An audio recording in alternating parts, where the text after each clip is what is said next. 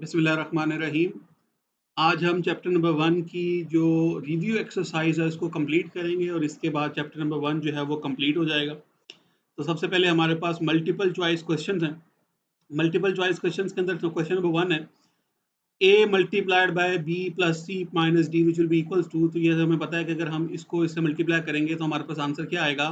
It will B ab plus ac minus A D. अब हमने match करना है कि कहाँ पे मैच कर रहा है। A B plus A C minus A D, तो बी इसकी करेक्ट ऑप्शन है। Then second, A to power R multiply by A to power minus S divided by A to power S. इसको हम solve कर लेते हैं।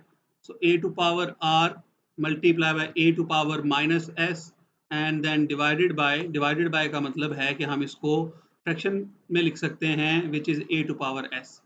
और जब आप इसको सॉल्व करेंगे it will be A to power R as it is आ जाएगा और A to power minus S, क्योंकि हमें पता है अगर डिवीजन में हो और बेसिस सेम हो तो हम पावर्स को माइनस कर देते हैं।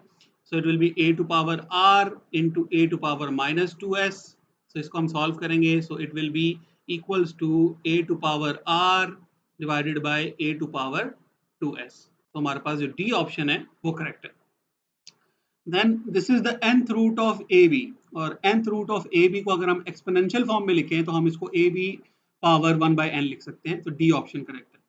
विच number is self multiplicative inverse, और सेल्फ मल्टीप्लीकेटिव इनवर्स जो है वो -1 होता है। If A is greater than 0 then root of A is real. अगर ए की वैल्यू 0 से बड़ी है तो रूट ऑफ ए जो होगा वो रियल होगा। Then a plus b equals to a, then what is the value for b। उसने कहा है अगर a plus b equals to a है तो यहाँ पर हमारे पास जो b की वैल्यू आएगी it will be a minus a, और यहाँ से हम जब इसको सॉल्व करेंगे सो b की value will be equals to 0। So the value for the b is 0. For the seventh part, a dot b means a multiplied by b equals to 1. What is the value for b? The value for b, अगर हम यहाँ पर a है, a उधर जाके divide होगा, so it will be 1 by a. So the answer is 1 by a.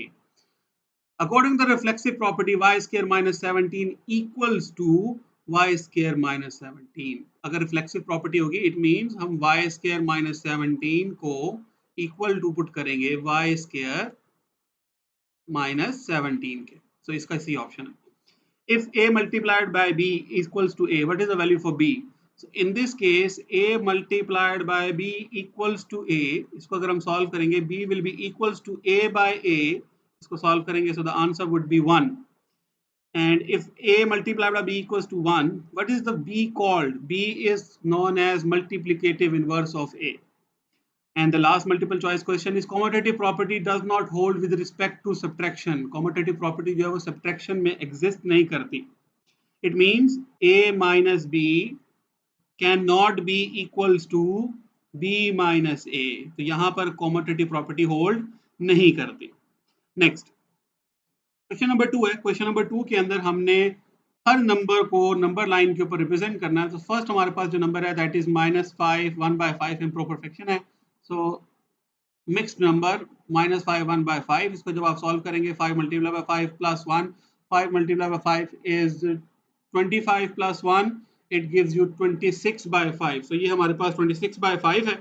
और अगर हम 26/5 को डिवाइड करते हैं तो 26/5 को डिवाइड करने से 26 divided by 5 it gives us 5.2. So this is -5.2.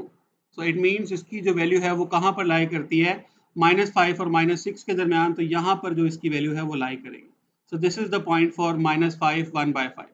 Then 17.3 है। 17/3 को अगर आप डिवाइड करते हैं 17/3 it gives us 5.6. So 5.6 पर ये वैल्यू लाई करती है which is between 5 and 6. तो यहाँ पर ये वैल्यू जो है वो लाई करेगी। Then in the third part, x value is greater than -2 and less than 4. So greater than -2, it means ये यहाँ से start होगा और less than 4 है, यहाँ तक इसकी वैल्यू लाई करती है और यहाँ पर हम क्या कर देंगे, एक स्ट्रेट लाइन जो है वो ड्रॉ कर देंगे। So this is the number line representation of the third part, -2, x is greater than -2 less than 4. और लास्ट हमारे पास क्या है, x की वैल्यू जो है वो ग्रेटर है 6 से। x की वैल्यू जो है वो ग्रेटर है 6 से। तो यहाँ पर हम सर्कल बनाएंगे और सर्कल को फिल भी करेंगे।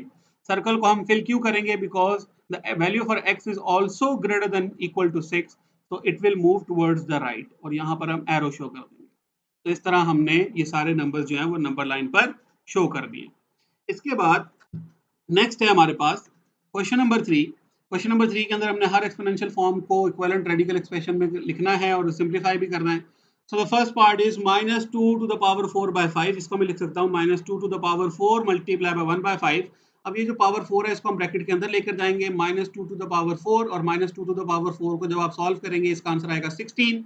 तो 1 by 5 है, इसको हम रेडिकल फॉर्म में लिख सकते हैं 5th रूट ऑफ 16, ये हमारे पास आंसर आ जाएगा। This is the answer. Then second part है -27 टू द पावर 1 by 3। -27 को हम लिख सकते हैं इसके प्राइम फैक्टर्स में। -27 लिखा जा सकता है -3 multiply by -3 multiply by -3 into power 1 by 3 और -3 का क्यूब बन जाएगा और जो 3 है वो 3 से कैंसिल होगा और हमारे पास आंसर आ जाएगा -3। Then third part √16 to the power 4। इसको हम लिख सकते हैं 16 to the power 4 multiply by 1 by 2 because this is √16 to the power 4 और 16 टू द पावर 4 4 को हमने बाहर लिख लिया और 16 को मैंने इसके प्राइम फैक्टर्स में ब्रेक कर दिया है, जिसको हम लिख सकते हैं 2 multiply by 2 multiply by 2 multiply by 2 और 4 मल्टीप्लाई बाय 1 by 2। इसको हम अगर सॉल्व करेंगे so it will give us 2 here and this is 2 to the power 4, so 2 to the power 4 multiplied by 2, 4 2s are 8 और 2 to the power 8 जो है हमारे पास answer आता है 128। so this is the answer for part 3। then in part number 4 this is the third root of -8 to the power 9। it means हम इसको लिख सकते हैं -8 to the power 9 और जो थर्ड रूट है इसको हम लिखेंगे 1 by 3। इसको जब हम कैंसिल करेंगे it will give us 3। So this is अब -8 को हमने प्राइम फैक्टर्स में कन्वर्ट किया है which is -2 times by -2 times by -2 it gives you to the power 3। it will give you -2 to the power 3। 3 times 3 is 9, so -2 to the power 9 को जब आप solve करेंगे ये हमारे पास आंसर आएगा -256 is the answer। then in the next part, fifth part, x to power -2 and brackets power 3 multiply by x to power 0 multiply by 5।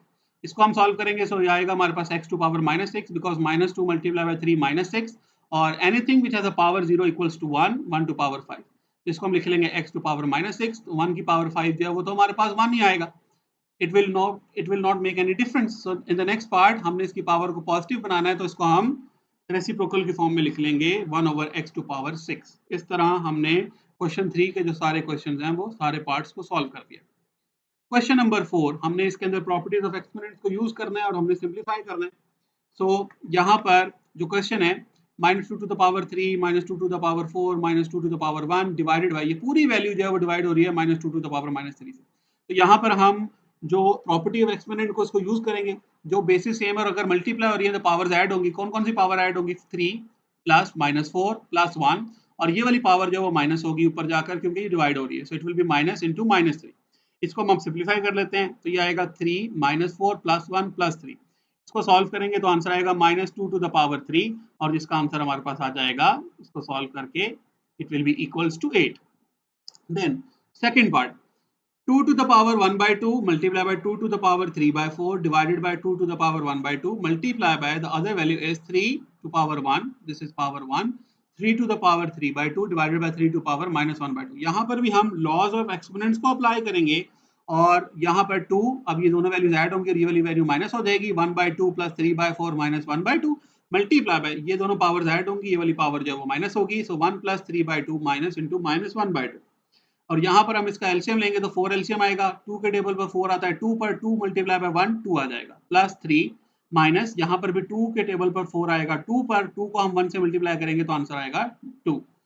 और next में इसको हम सिंप्लीफाई करेंगे तो 1 plus 3 by 2 minus minus plus 1 plus 1 1 by 2 और इसको जब हमने सिंप्लीफाई किया इसका आंसर आ जाएगा 2 to the power 3 by 4 और अब मल्टीप्लाई बाय 3 यहाँ पे हम इसका एलसीएम लेंगे, इसका एलसीएम हमारे पास आ जाएगा 2, तो इसका एलसीएम हमारे पास 2 आ गया और इसके बाद यहाँ पर 1 डिवाइडेड बाय 1 है तो 1 के टेबल पर 2 आता है, 2 पर 2 multiply by 1 is 2, 2 plus 3 plus 1 और इसको हम सॉल्व करेंगे तो 2 प्लस 3 प्लस 1 हमारे पास क्या आएगा?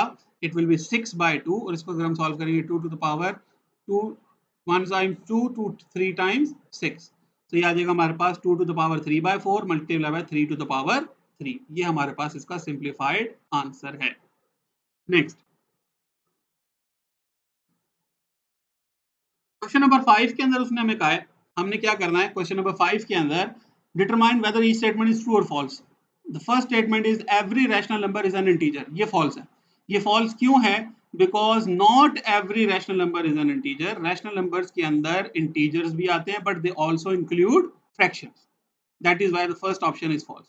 B part, every real number is an irrational, every real number is an irrational, ये भी फॉल्स है क्योंकि रियल नंबर्स के अंदर दोनों नंबर्स होते हैं, उसमें रैशनल नंबर्स भी होते हैं, उसके अंदर इररेशनल नंबर्स भी होते हैं। Then the C part, every irrational number is a real number, ये बिल्कुल ट्रू है क्योंकि इरेशनल नंबर जो है वो भी रियल नंबर्स होते हैं।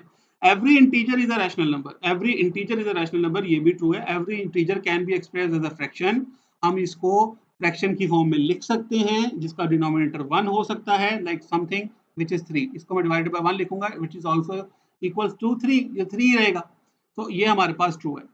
और last part, every real number is either a rational number और एन इररेशनल नंबर, तो ये भी ट्रू है because real numbers can be classified, real numbers जो है वो यूनियन है, क्योंकि हमने पढ़ा था जो रियल नंबर्स होते हैं वो तो यूनियन होते हैं, किसके यूनियन होते हैं? रैशनल यूनियन इररेशनल नंबर्स के। तो इट मीन ये भी हमारे पास लास्ट ऑप्शन क्या है? ट्रू है। And I hope you guys understand. See you in the next video. Bye bye.